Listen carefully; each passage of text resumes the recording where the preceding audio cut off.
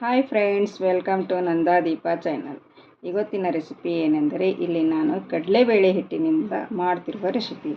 ಇದಕ್ಕೆ ನೀವೇನಂತ ಕರಿತೀರಾ ಅದು ಕಮೆಂಟಲ್ಲಿ ತಿಳಿಸಿ. ನಾವಂತೂ ಇಲ್ಲಿ ಇದಕ್ಕೆ ಜುನ್ಕ ಅಂತ ಕರಿತೀವಿ ಮತ್ತು ನೆಂಕಿಟ್ಟು ಅಂತ ಕರಿತೀವಿ.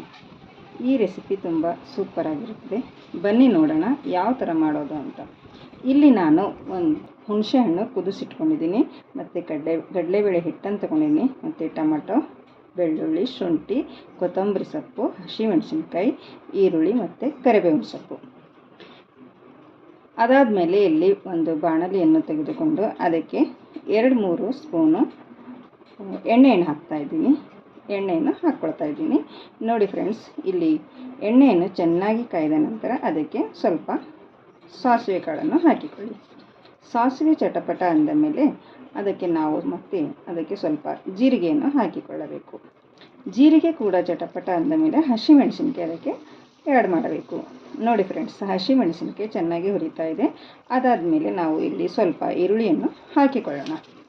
ಈರುಳ್ಳಿಯನ್ನು ಚೆನ್ನಾಗಿ ಅದನ್ನು ಕೈ ಆಡಿಸ್ತಾ ಇರಬೇಕು. ಅದು ಸ್ವಲ್ಪ ಕಂದು ಬಣ್ಣ ಬರೋವರೆಗೂ ಚೆನ್ನಾಗಿ ಹುರಿದುಕೊಳ್ಳಿ. ನೋಡಿ ಫ್ರೆಂಡ್ಸ್, ಕಂದು ಬಣ್ಣ ಆಗಿದೆ ನೋಡಿ. ಇವಾಗ ಇದಕ್ಕೆ ನಾವು ಬೆಳ್ಳುಳ್ಳಿ ಪೇಸ್ಟ್ ಹಾಕಬೇಕು ಮತ್ತು ಶುಂಠಿ ಪೇಸ್ಟ್ ಕೂಡ ಇದಕ್ಕೆ ಹಾಕಬೇಕು. ಎರಡನ್ನು ಇದಕ್ಕೆ ಸೇರಿಸ್ಕೊಳ್ಳಿ. ಅದು ಚೆನ್ನಾಗಿ ಹುರಿದುಕೊಳ್ಳಿ ಫ್ರೆಂಡ್ಸ್. ನೋಡಿ, ಹಸಿ ವಾಸನೆ ಹೋಗುವವರೆಗೂ ಅದನ್ನು ಚೆನ್ನಾಗಿ ಹುರಿದುಕೊಳ್ಳಬೇಕು. ಮತ್ತು ಅದಾದ ನಂತರ ನಾವು ಇಲ್ಲಿ ಸ್ವಲ್ಪ ಕರಿಬೇವಿನ ಸೊಪ್ಪನ್ನು ಹಾಕಿಕೊಳ್ಳೋಣ. ನೋಡಿ ಫ್ರೆಂಡ್ಸ್, ಕರಿಬೇವಿನ ಸೊಪ್ಪನ್ನು ಇದಕ್ಕೆ ಹಾಕಿಕೊಂಡು ಚೆನ್ನಾಗಿ ಹುರಿದುಕೊಳ್ಳಿ.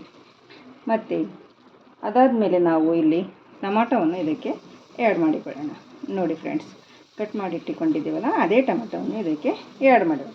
ಒಂದು ಚಿಕ್ಕ ಗಾತ್ರದಲ್ಲಿರುವ ಟೊಮೆಟೊವನ್ನು ತೊಗೊಂಡಿದ್ದೀನಿ. ಆ ಟೊಮೆಟೊವನ್ನು ಇದಕ್ಕೆ ಹಾಕಿಕೊಳ್ತಾ ಇದ್ದೀನಿ. ಅದು ಟೊಮೆಟೊ ಚೆನ್ನಾಗಿ ಕುದಿಯಬೇಕು. ಅದಕ್ಕೋಸ್ಕರ ನಾನು ಇಲ್ಲಿ ಸ್ವಲ್ಪ ಡಕ್ಕನವನ್ನು ಮುಚ್ಚಿ 1 ನಿಮಿಷ ಕುದಿಸ್ಕೊಂಡಿದ್ದೀನಿ. ನೋಡಿ ಫ್ರೆಂಡ್ಸ್, ಇಲ್ಲಿ ಕುದ್ದಿದೆ ನೋಡಿ. ಟೊಮೆಟೊ ಸ್ವಲ್ಪ ಬೆಂದಿದೆ, ಮೆತ್ತಗಾಗಿದೆ. ಅದಾದಮೇಲೆ ಸ್ವಲ್ಪ ಇದಕ್ಕೆ ನಾವು ಅರಿಶಿನ ಪುಡಿಯನ್ನು ಹಾಕಿಕೊಳ್ಳೋಣ.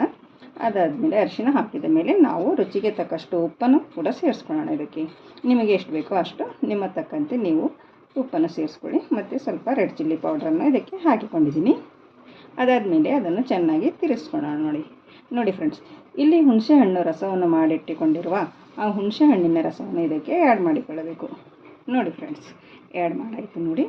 ಇದು ಈಗ ಚೆನ್ನಾಗಿ ಕುದಿಯಲು ಬಿಡಿ. ಇಲ್ಲಿ ನನ್ನ ಚಾನಲನ್ನು ಯಾರು ಸಬ್ಸ್ಕ್ರೈಬ್ ಮಾಡಿಕೊಂಡಿಲ್ಲ ಅವರು ಪ್ಲೀಸ್ ಸಬ್ಸ್ಕ್ರೈಬ್ ಮಾಡಿಕೊಳ್ಳಿ. ಅದಕ್ಕೆ ಉಳಿದ ಈರುಳ್ಳಿಯನ್ನು ಇದಕ್ಕೆ ಹಾಕಿಕೊಳ್ತಾ ಇದ್ದೀನಿ.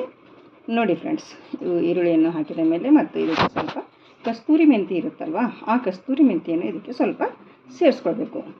ಅದರಿಂದ ತುಂಬ ರುಚಿಯಾಗಿ ಬರುತ್ತದೆ.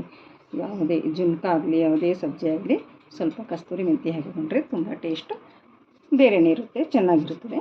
ನೋಡಿ, ಇಲ್ಲಿ ಕುದೀತಾ ಇದೆ. ನೀರನ್ನು ಚೆನ್ನಾಗಿ ಹೆಸರು ಬಂದಿದೆ. ಅದೇ ಹೆಸರಿಗೆ ನಾವು ಇಲ್ಲಿ ಕಡಲೆ ಹಿಟ್ಟನ್ನು ಇಟ್ಕೊಂಡಿದ್ದೀವಲ್ಲ, ಆ ಕಡಲೆ ಹಿಟ್ಟನ್ನು ಇದಕ್ಕೆ ಆ್ಯಡ್ ಮಾಡಿಕೊಳ್ತಾ ಇದ್ದೀನಿ. ನೋಡಿ, ಒಂದು ಕೈಯಿಂದ ಕಡಲೆ ಹಿಟ್ಟು ಹಾಕಿ ಒಂದು ಕೈಯಿಂದ ತಿರುಗಿಸ್ತಾ ಇರಬೇಕು. ಗಂಟು ಆಗಲ್ ಥರ ನೋಡ್ಕೊಳ್ಬೇಕು. ನೋಡಿ ಫ್ರೆಂಡ್ಸ್, ಗಂಟು ಆಗೋ ಚಾನ್ಸಸ್ ಇರುತ್ತೆ. ನಾವು ಇಲ್ಲಿ ಗಂಟು ಆಗಲ್ ಥರ ಚೆನ್ನಾಗಿ ತಿರ್ಸ್ಕೊಳ್ಬೇಕು. ನೋಡಿ, ಇದೇ ಥರ ತಿರ್ಸ್ಕೊಳ್ಳಿ. ಇವಾಗ ನೋಡಿ ಆಗಿದೆ ನೋಡಿ, ಗಂಟಿಲ್ಲ ಏನಿಲ್ಲ, ಚೆನ್ನಾಗಿದೆ ನೋಡಿ, ಸೂಪರಾಗಿದೆ ನೋಡಿ, ರೆಡಿಯಾಗಿದೆ. ಇವಾಗಿದು ಒಂದು ಸ್ವಲ್ಪ ಮುಚ್ಚಿಟ್ಟು 1 ನಿಮಿಷ ಲೋ ಫ್ಲೇಮಲ್ಲಿ ಕುದಿಯೋಕ್ಕೆ ಬಿಡೋಣ. ಅದಾದ ನಂತರ ತೆಗೆದು ನೋಡಿ ಎಷ್ಟು ಚೆನ್ನಾಗಿ ಕುದ್ದಿದೆ ಅಂತ. ಕಲರ್ಫುಲ್ಲಾಗಿ ಬಂದಿದೆ ಮತ್ತು ತಿನ್ನಲು ಅಷ್ಟೇ ರುಚಿಕರವಾಗಿರುತ್ತದೆ. ನೋಡಿ ಫ್ರೆಂಡ್ಸ್, ಮತ್ತು ನೀವು ಒಂದು ಸರ್ತಿ ಟ್ರೈ ಮಾಡಿ ನೋಡಿ. ಇಲ್ಲಿ ಮತ್ತು ಅದಕ್ಕೆ ಸ್ವಲ್ಪ ಕೊತ್ತಂಬರಿ ಸೊಪ್ಪನ್ನು ಆ್ಯಡ್ ಮಾಡಿಕೊಳ್ಳಬೇಕು. ಇವಾಗಿದು ಜುನ್ಕ ರೆಡಿಯಾಗಿದೆ ನೋಡಿ. ಮತ್ತು ನೀವು ನನ್ನ ಚಾನಲ್ ಯಾರು ಸಬ್ಸ್ಕ್ರೈಬ್ ಮಾಡ್ಕೊಂಡಿಲ್ಲ ಸಬ್ಸ್ಕ್ರೈಬ್ ಮಾಡ್ಕೊಳ್ಳಿ, ಶೇರ್ ಮಾಡಿ, ಲೈಕ್ ಮಾಡಿ ಮತ್ತು ನಿಮ್ಮ ಫ್ಯಾಮಿಲಿ ಫ್ರೆಂಡ್ಸಿಗೂ ಶೇರ್ ಮಾಡಿ. ಇದು ಜೋಳದ ರೊಟ್ಟಿ ಜೊತೆ ಅಂತೂ ಸೂಪರಾಗಿರುತ್ತೆ ನೋಡಿ. ಜೋಳದ ರೊಟ್ಟಿ ಜೊತೆ ಅಂತೂ ತುಂಬ ಟೇಸ್ಟಾಗಿರುತ್ತದೆ. ಇದ್ರ ಜೊತೆ 2 ಮೆಣಸಿನ್ಕಾಯಿ 2 ಉಳ್ಳಾಗಡ್ಡಿ ಇಟ್ಕೊಂಡು ತಿಂದರೆ ಅದು ಎಂಥ ರುಚಿ ಅಂತ ಕೇಳಬೇಡಿ. ಓಕೆ, ಬಾಯ್. ಮುಂದಿನ ವಿಡಿಯೋದಲ್ಲಿ ಸಿಗೋಣ. ಮತ್ತು ಬಾಯ್.